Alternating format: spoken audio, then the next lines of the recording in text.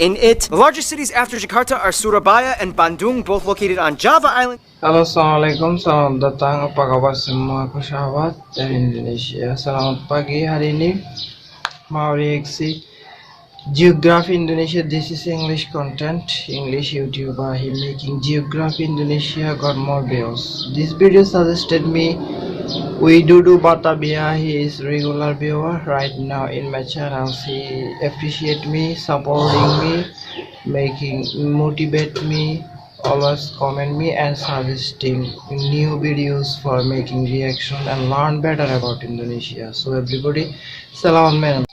If you don't know anything about Indonesia, basically all you have to know is that it's kind of like the Hawaii of the Muslim world. Making It's all like huge. countries It's like the geography. biggest state with orangutans. Which he And that's from it. Just which no punchline. country? I'm not sure. Just go to the intro song. Maybe America. It's time to learn geography now! Hey everybody, I'm your host Barbie. So as some of you know, I've been to Indonesia one time on one island for like 3 hours. I ate one dish, so basically I'm like the Indonesia expert, right? Well, if not, I'm kind of like the only guy on YouTube doing full profile videos like this. So for now, you'll just have to kind of deal with me for like the next 12 or so minutes. Woohoo! Default! Oh, he explaining. Alright, so very again, if you nicely. don't know anything about Indonesia, it's basically like if the Middle East and South Asia had an incredibly colorful, loud, somewhat explosive set of babies. Like thousands of them. Okay, that doesn't really help. First of all, Indonesia is the world's largest archipelago nation, located right where the Indian Ocean meets the Pacific Ocean, on the incredibly clustered set of islands, making 6 countries known commonly as Nusantara, or the Malay Archipelago.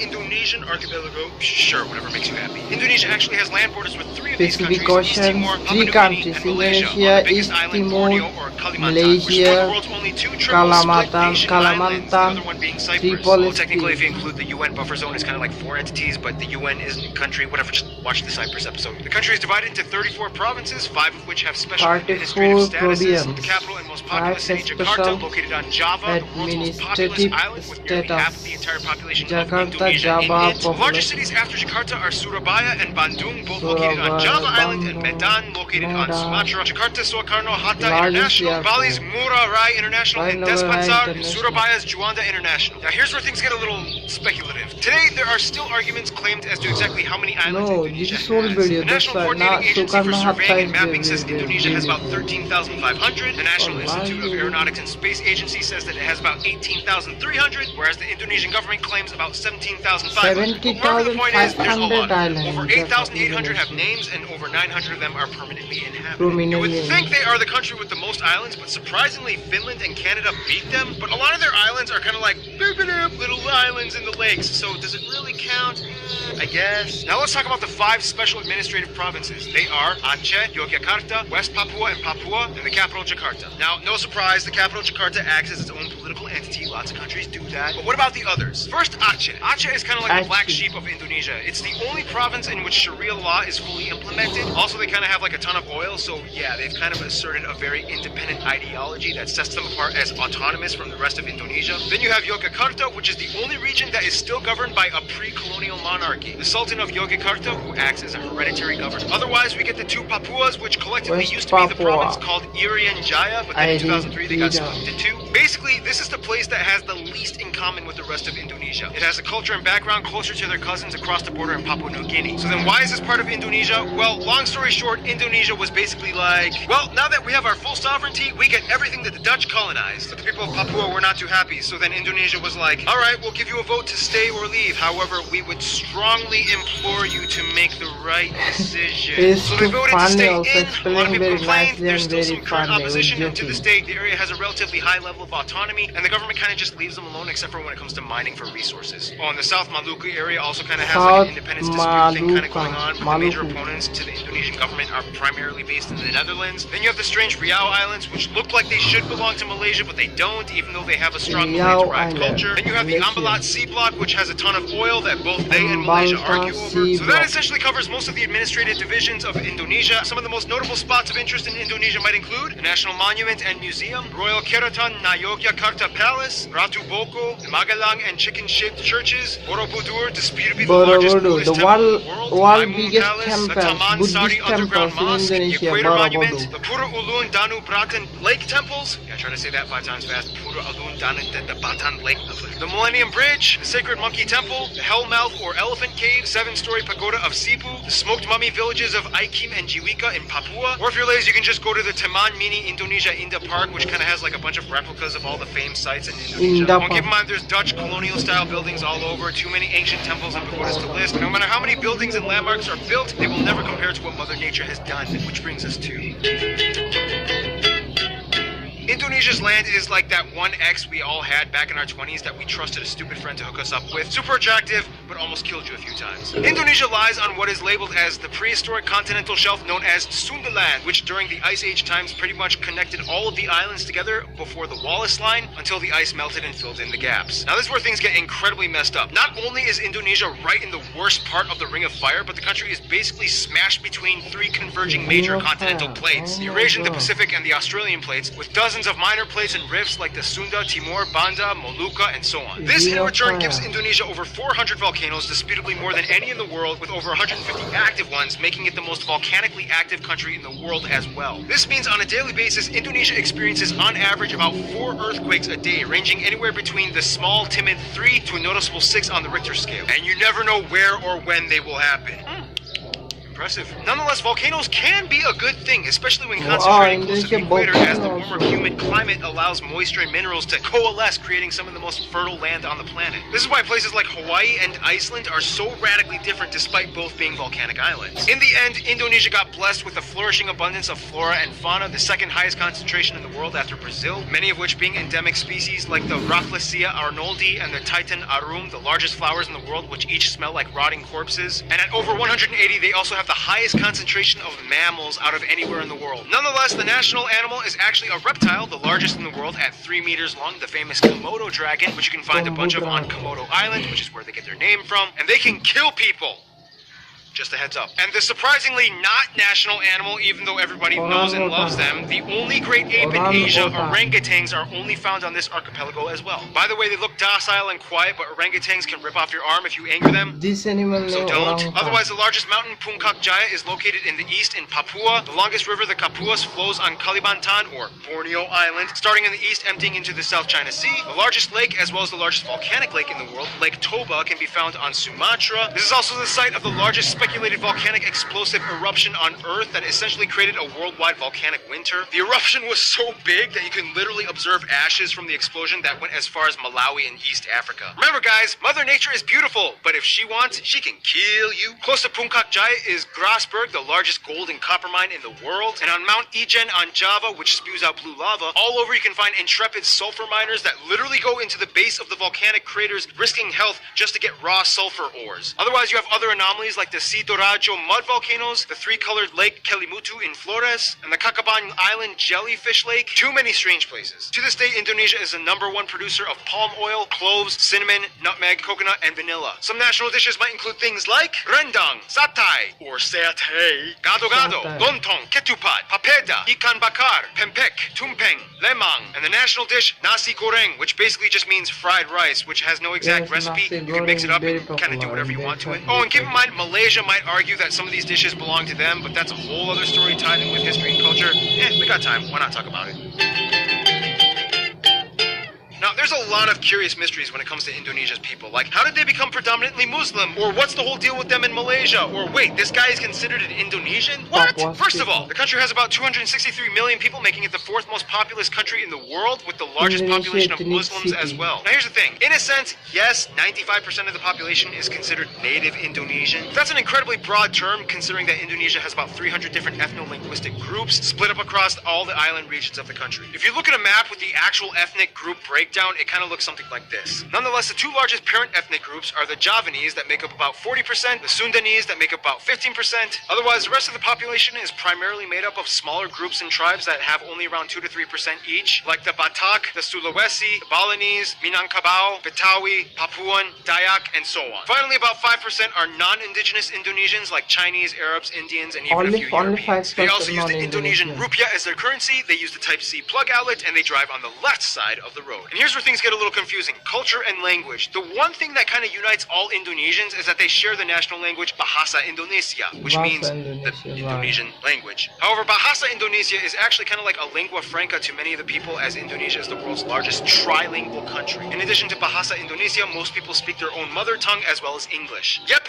English. They caught on quick when they realized it was the money language. The funny thing is, even though the Javanese make up the largest people group, the Javanese language is not an official language. Technically, it could have been, but then that would have favored one people group over all the others, which would have caused tension, so they kind of had to choose like a neutral default. Plus, Javanese is like really hard to learn, and the original writing system, although very beautiful, is incredibly difficult to write. Nonetheless, at nearly 100 million speakers, this makes Javanese the largest non-official minority language in the world. And that's why the Bahasa Indonesia language is so strange. It's not even technically indigenous to Indonesia, but more Malay-derived. To this day, people who speak Bahasa Indonesia can understand somewhere around 60 to 70% of what their neighbors are saying in Malaysia. The biggest difference, though, would be the loan words, as Indonesia took quite a bit of influence from the Dutch back in colonial times. For example, kantor versus kantor, doctor versus dokter, mantel, mantel, oma, opa, wortel, wortel. Speaking of the Dutch, quick history lesson. Hindu kingdoms, Buddhist kingdoms, Islamic kingdoms. The Portuguese come in quickly, but then the Dutch flock in. Japan comes in for a couple of years and decimates a huge chunk of the population. Independence, Republic, the Suharto years, controversial incidents and fights with ethnic Chinese, Timorese, and Papuan peoples. Suharto falls, Reformation period begins, and here we are today. In Indonesia, all citizens are required to register under one of 6 recognized religion categories: Islam, Protestant, Catholic, Hindu, Buddhist, and Confucianism. If you don't identify with either, then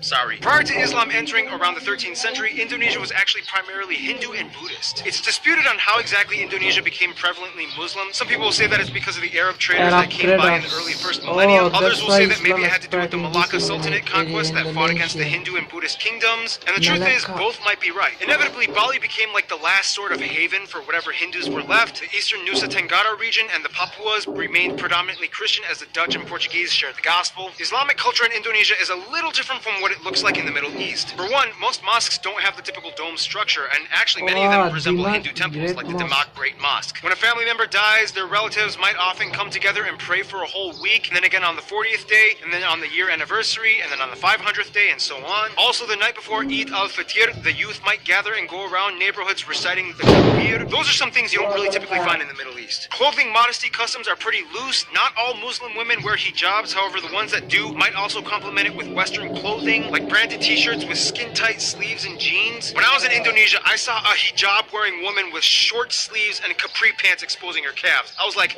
can they do that? Now, in terms of culture, again, it depends on where you are, and many indigenous people still follow ancient traditions. Everything from the Minangkabau candle dance to the gamelan players of Yogyakarta, Wayang Javanese shadow puppetry, Balinese festivals, Sumatran pencak silat martial art tournaments, Kenya motif paintings of the Kalimantan tribes, the deadly Pasola game played by Sumba peoples, Carbang cow racing on Madura Island, the strange burial traditions of the Toraja people, and everywhere you can find those pointy longhouses. Otherwise, some notable people of Indonesian descent might include people like the first president Sukarno, Gada Maja, R.A. Kartini, B.J. Habibi, Iko Uwais, Yayan Ruhian, Sesep Arif Rahman, Agnes Monica, Iwan Faz, Anggun, Megawati Sukarno Putri, the Hartono brothers, and YouTubers Brian Emanuel and Raditya Dika. Now, it's so hard to cover Indonesia's culture because there's so many different people groups, each with their own cultures. It's insanely colorful and rich. I wish we could cover more, but we gotta move on to some diplomatics, shall we?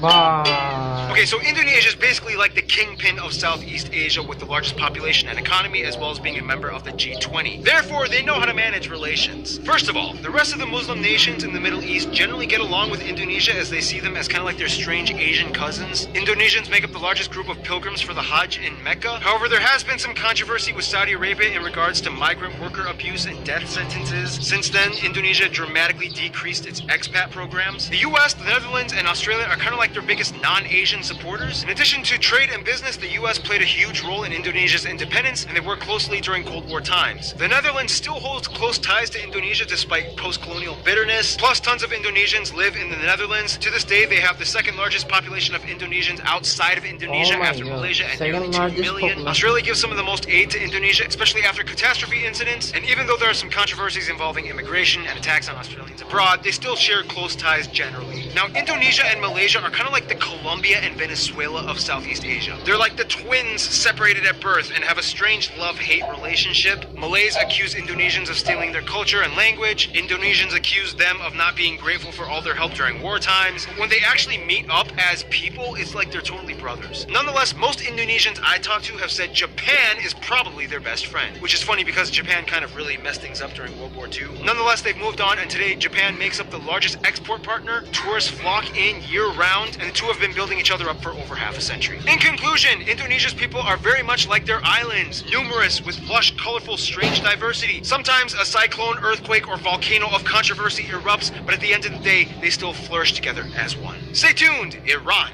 is coming up next. Guys, thank you Mr. Widodo Batavia for suggesting me or remind me making reaction geography Indonesia this video. Wow, he nicely and very talented describe everything about details about Indonesia. He from America, orang putih. He is American or British, I'm not sure, but English YouTuber. He always making a world countries geography video, very nice and very talented. Wow, he collected everything Indonesia A to Z, everything he collected about Indonesian information and make it video. Wow, too expertly and with funny, with joking, he making this video very nice, guys. Everybody can watch it and love it and learn better about Indonesia. I also learned something important and unknown things what I don't know about Indonesia. That is that Indonesia have a ring of fire. This is the first time. This is just today, and from this video I learned about Indonesia. Indonesia have the ring of fire. Wow, this is natural resource and have the volcano. But I know before Indonesia have volcano.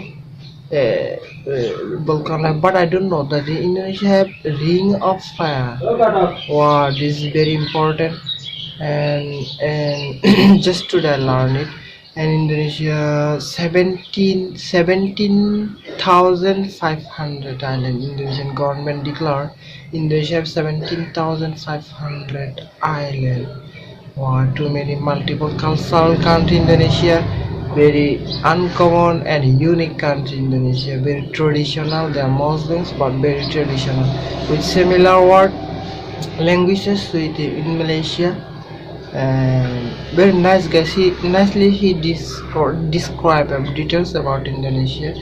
Some I learned better, but some of the unknown thing and important about Indonesia from these videos I already forget. I also have to watch it and listen it 3 or 5 more times, then I will remember everything and I will learn more and better about Indonesia. So I request to you everybody, if you learn better about Indonesia, watch these videos and listen these videos in daily 5 or 10 times, then you will learn better A to Z about Indonesia.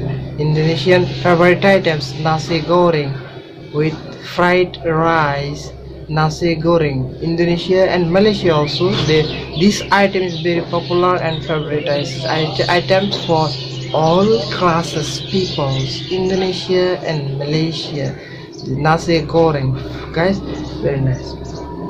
So guys, everybody else to my channels, daily I love to learn and watch and listen about Indonesian related videos in my channels. I want to share my opinion, my reaction, and in any time, any videos, if I say any wrong or any false, please make me correct and suggest me, advise me, because you also have the right for mentioning what I'm saying right or wrong or false. Then next video I'll correct myself, guys.